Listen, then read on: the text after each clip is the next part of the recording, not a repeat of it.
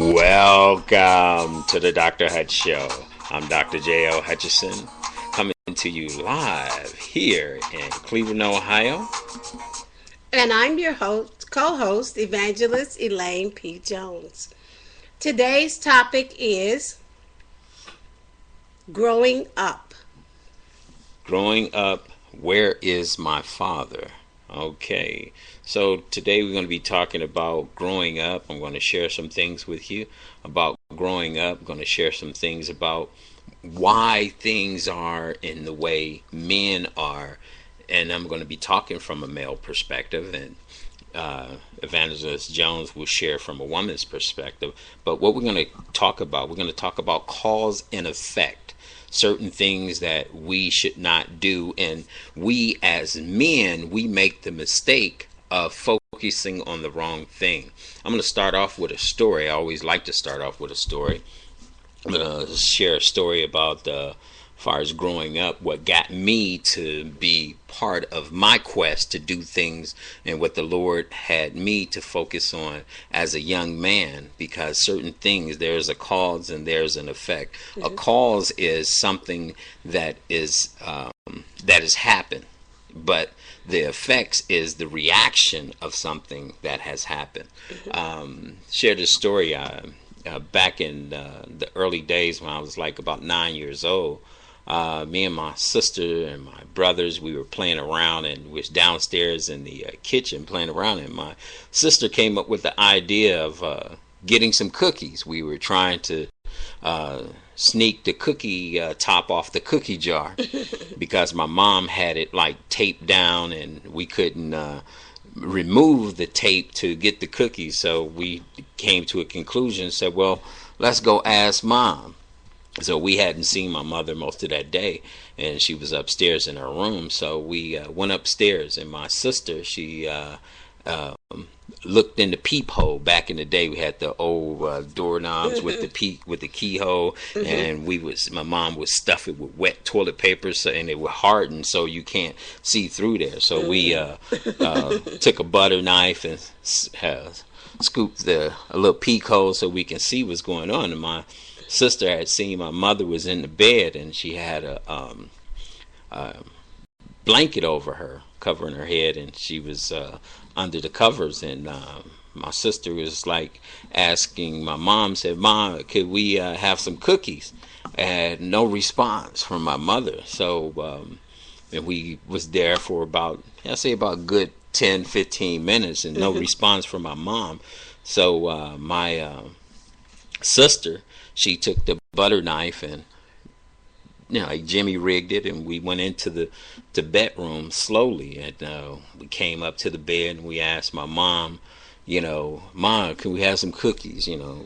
My other brother Eric, he was about 7 years old, and my other brother Edwin, he's like 5, and we little kids around the bed asking Mommy. My sister's the oldest, and then my sister, pulled the covers back. And when she pulled the covers back, what shocked us was that there's my mother with a knife to her throat. She had a knife to her throat, pushing it to her throat. And she said, she was tears coming down her eyes, and she said, "I'm sorry, but and I said, Mom, what are you sorry about? And we just, as kids, seeing something like that, we automatically just start crying. I mean, right. We was crying, and we couldn't understand what was going on. And, my mom, if she kills herself, then who's going to take care of us? Right. And we were totally in shock. And as being in shock, we started crying out to the only thing that we heard my mother cry out to was Jesus Christ. My sister said, "Get on your knees, start praying." We started praying. We was acting like my mom usually would act, but not knowing the definition of why we were doing the things we were doing. We called out when we were praying and asking Jesus Christ, who we did not know. We was asking Jesus Christ, "Please save my mommy. Please save my mommy." My mom was trying to kill herself because she felt that she couldn't take care of us and feed us. But why would you kill yourself? You're going to leave us, and who's going to take care of us? So, I mean, it was overwhelming to us, and we just cried and cried, and it was like my mom didn't do it. She pulled the knife away from herself, but it was like 15-20 minutes after the fact. But we were exhausted. We had cried so much that we couldn't cry. Wow. And my baby brother Elwin at the time, he fell asleep on the floor. I mean, because he cried himself to sleep. Wow. So the cause and the effect, if she would have did it, then that would have been the effect. The cause, what caused her to put herself in that situation to want to kill herself, to leave her children. I mean, so, and it caused me as a young man growing up, I started to realize some things that why would somebody do that? So I start focusing on the cause. So why things are happening, why are we poor, why we don't have the things that other people have, why we gotta eat this, why when I see my friends eating this kind of food, what was the cause of this? And the effect, most of the time people focus on the effect, the thing after the reaction of why they're in that situation. And when you do that, that's what makes you angry. A lot of people don't understand, but when you have that issue, it messes with you, where you actually start working on the effect. Why my father isn't here? You know, you don't focus on the cause, you focus on the effect. So when a person focus on the effect, well, since my father isn't here, this is my reaction, so I am angry, I get upset. And that's what I had got to myself. I had went to a point where I got into the focusing on the effect, because here we are, we poor, we don't have hardly anything, but the effect was that whatever the relationship with my mother and my father caused me to live in this condition in this certain way. So it made me angry. And when I got angry was because of the effect of me not being able to have gym shoes or socks for gym, or being able to eat French fries instead of eating tater tarts, because we were poor. So the poor kids got the tater tarts, the kids that had money got the French fries. I thought that was unfair. And me growing up, I was thinking, what happened to my money? What happened to our money? Who has our money? I always grew up to think that somebody has something that was mine. But that brings you into the likelihood of start thinking about competition. So I'm competing against this person and that person. And the reality, man causes you to compete against another person. When you're in school, you're competing against the other students. Who's going to be the best? Yeah, y'all become friends, y'all are nice to each other, but the reality is the competition. That's true. And that's the same thing in life. Racism is competition. Which race will be superior? It's not necessarily where you hate a person or dislike a person because of their color. No, is that you feel that your group of people are superior and should be number one versus another group of people. That's what true racism is.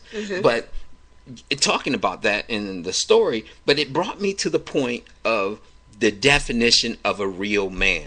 And the definition of a real man is something that we should all take into understand, is that definition of a real man is that you focus on the causes regardless of the effects. Good example, in the Bible, you talk about the Meshach and Shadrach, Meshach, and Abednego. Yes, they went into the fiery furnace, but they were focused on not what was going to happen to them and how it was going to happen. They're going to get burnt up. They didn't think about being burnt up. They thought about the cause. Where the cause, what is happening, the cause is that they doing it for Jesus Christ, they doing it for God himself. So as they were worshiping God, and they were not going to worship any other God, so they were focused on the cause of why they were in there. And if their God is real, he would rescue them. So they focused on the cause. And what happened, God came through, because God made man to focus on the cause, not the effect. When he took Adam and he put him in the garden, he said, okay, here you are, Adam. He said, okay. But one thing that he did say to Adam, he said, it's not good for man to be alone. So he created a helper. That's what a female, a woman is a helper. So if you have a male and you have a female, so the two should become one. So the female is the helper. Actually, that's the wife. No? That's the wife. Not just any woman. But you know what I mean. So right. the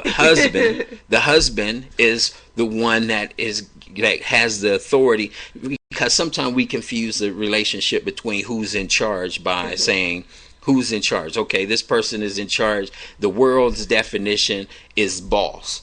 So okay, he's the boss. God's definition is a leader. So the two clashes because a boss is a person that is only after his own well-being of getting things done so he can look good, so he can look superior and have the authority. And sometimes they misuse that authority. God's person as a leader is in for the people, the purpose of the people, and the cause of the people. So they have a purpose and they're going after some things and doing some things that's going to help them be effective. So that's why it's important to realize that the world's definition of being a boss is not truly a leader, because they don't focus on the cause. They only focus on the effects because they're looking for results and things like that. And the reason I'm saying these things is because every time a male does damage, it's because he focuses on the effects. Things after, somebody goes and breaks a window. So what the first thing they start thinking about? The consequences. But they never thinking about what was the cause. So the action, was that action fair action? Was it a mistake, or was it something that this person meant to do? Was it any malice in it? Did they intend to break that window? That's why when the police come, they ask the question of more in the focus of what was the cause versus what was the effect. We already see the evidence of the effect that the window was broken, but what was the cause? Because it goes back to the natural law of why a person does something. So the cause of what action was taken. Was it taken in malice? Were you angry? Or was it taken as an issue of a mistake? You were trying to hit a bird and you ended up breaking a window. But even though you were trying to hit the bird, what were you trying to do to the bird? You were trying to do what? Kill the bird. So it's some things that we did as far as in our childhood growing up. We broke some things. Mom said don't touch that, but we touched it anyway because we broke it, and then next thing you know, we focused on the effect because we wanted to see something happen. So we wasn't really focusing on why we were doing it. We were focusing on if we do it, what would happen. So what we're going to do, we're going to get ready. We're going to take a break. And when we come back, I'm going to share some things. I'm going to share my story.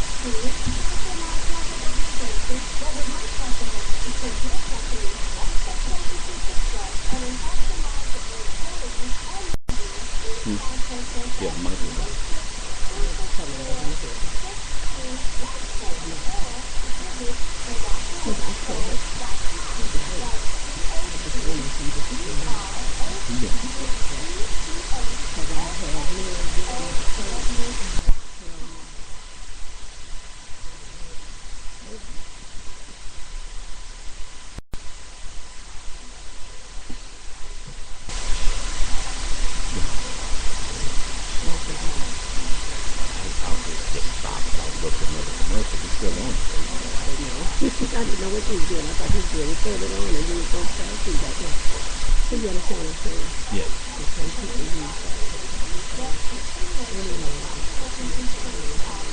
Yes.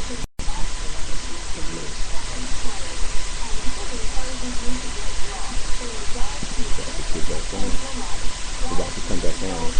hear that music.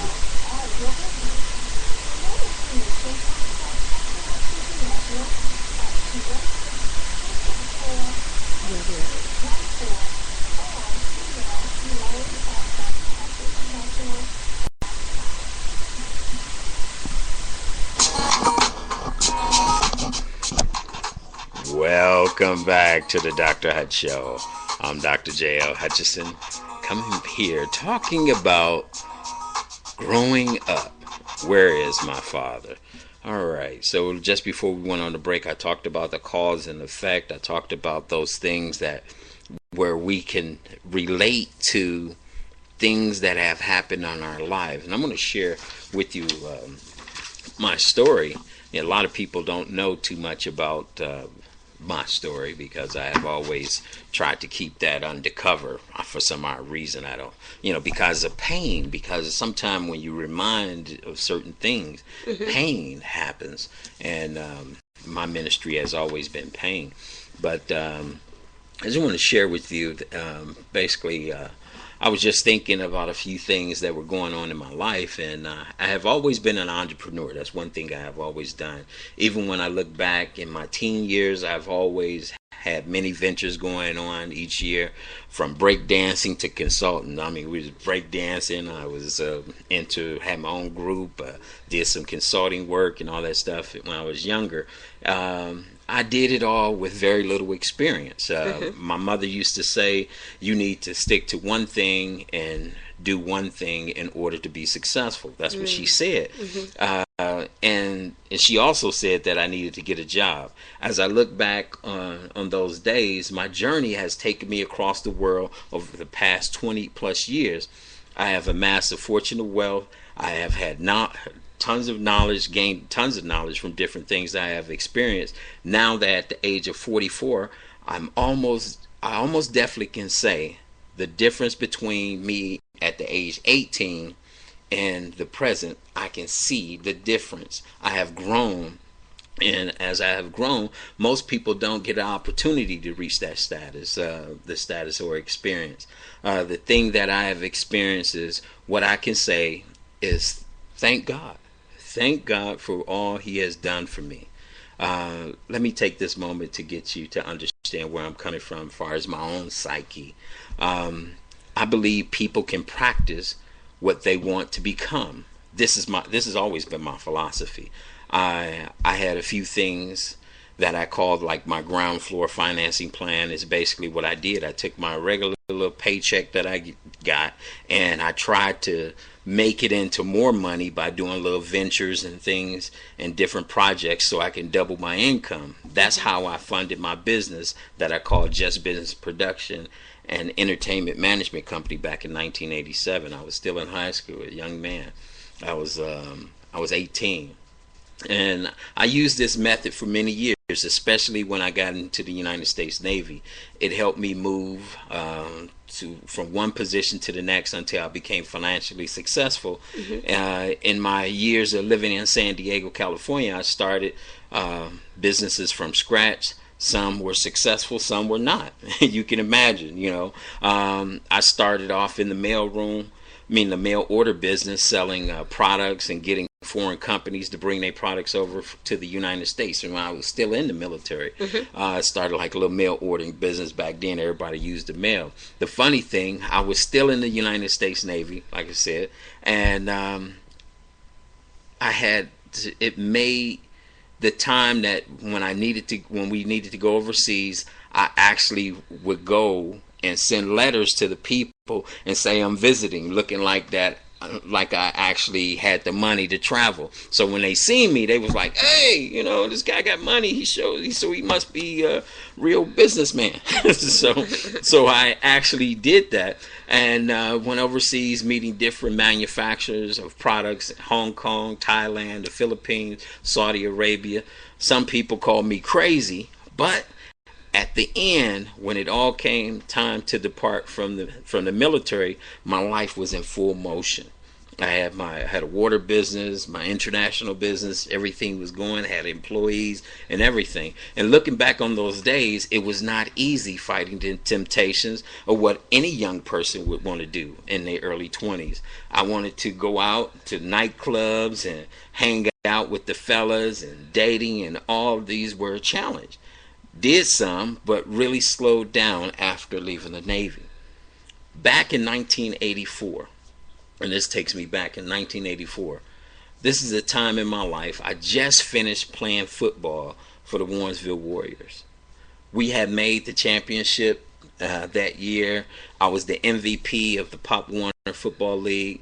I was riding high from my achievements. My grades in school did not satisfy the recruiters, so trying to escape the activities of the neighborhood was always my first priority. I grew up in a neighborhood that I got involved with a gang.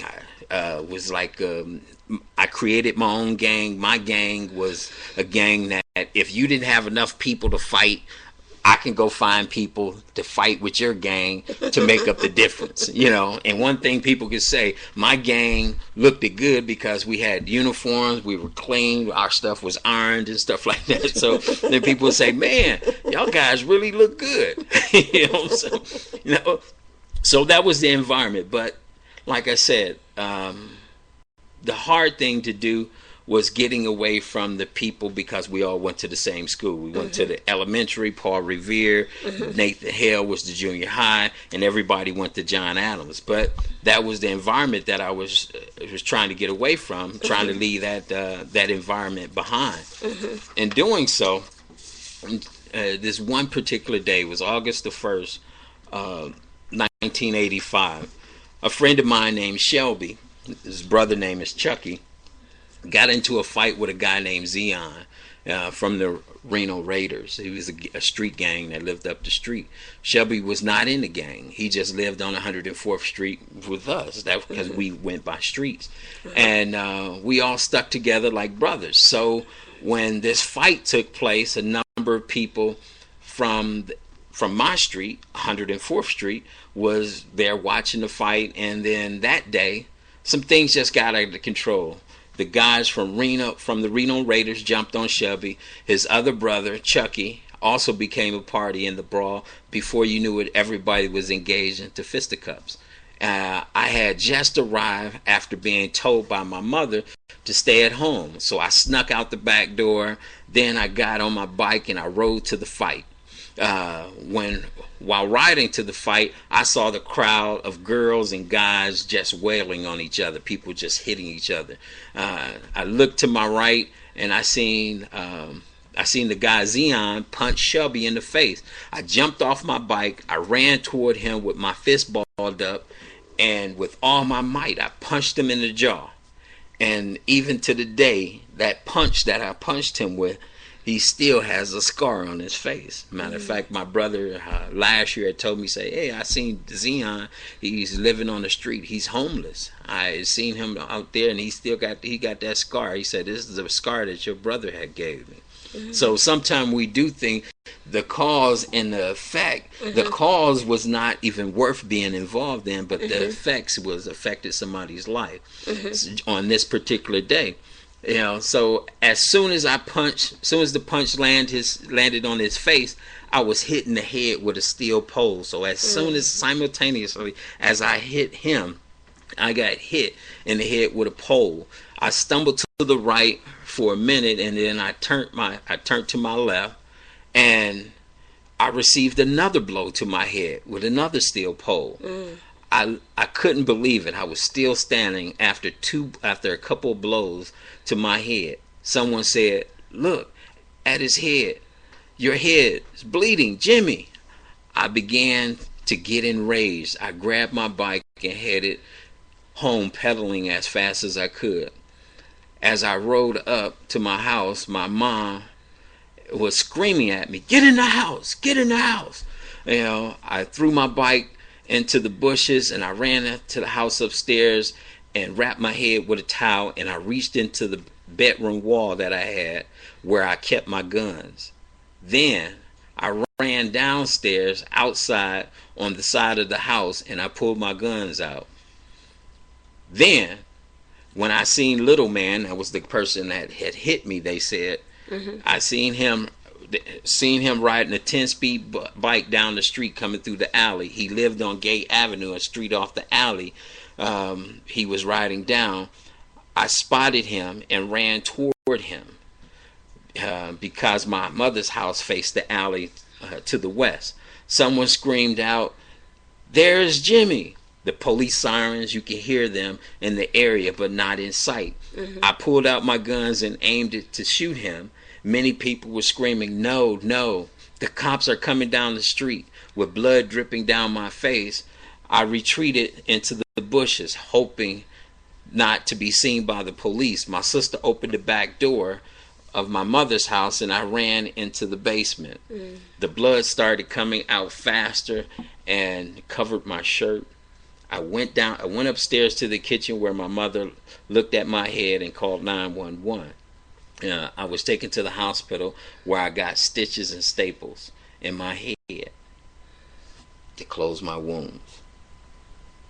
This was the turning point in my life. Thank God. I could have become a murderer, a thug, a criminal. You could have been killed. I could have been killed. I could have killed someone. That day was my crossroads because I was 15 and a half years old. If I would have killed him, I would have went to jail, or if his family would have tried to kill me, Right. I would have never had my 5 children. I would not be on the radio today because of that.